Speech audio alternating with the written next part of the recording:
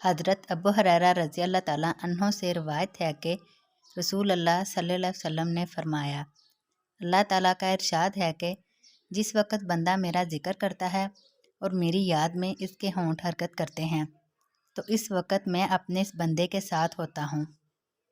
तशरीह: अल्लाह ताला की एक मयत वो है कि जो इस कायनात की हर अच्छी बुरी चीज़ को, हर मोमन काफिर को हर वक्त हासिल है। कोई चीज़ भी किसी वक्त अल्लाह से दूर नहीं। अल्लाह हर चीज़ को मुहीत है, हर जगह और हमा वक्त हाजिर नाज़र है। और एक मयत रज़ा और कबूल वाली मयत है। इस हदीस कुदसी में जिस मयत का जिक्र है वो यही रज़ा और कबूल वाली मयत है। और हदीस का मुद्दा ये है कि जब मेरा बंदा मेरा कुर्ब और मेरी रज़ा हासिल करने के लिए मेरा जिक्र करता है तो इसको मेरे कुर्ब और रज़ा की दौलत फ़ौरन मिल जाती है जो वह ज़िक्र के ज़रिए हासिल करना चाहता है। अल्लाह ताला इस दौलत की तलब, इसका ज़ौक़ शौक़ और फिर वह दौलत नसीब फरमाए।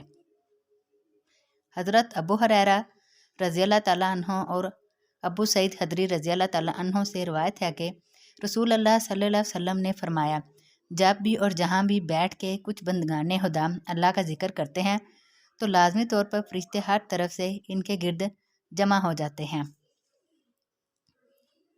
और इनको घेर लेते हैं और रहमत इलाही इन पर छा जाती है और इनको अपने साए में ले लेती है और इन पर सकीना की कफ़ियत नाज़िल होती है और अल्लाह अपने मलाइका मुकर्रबीन में इनका जिक्र फरमाता है।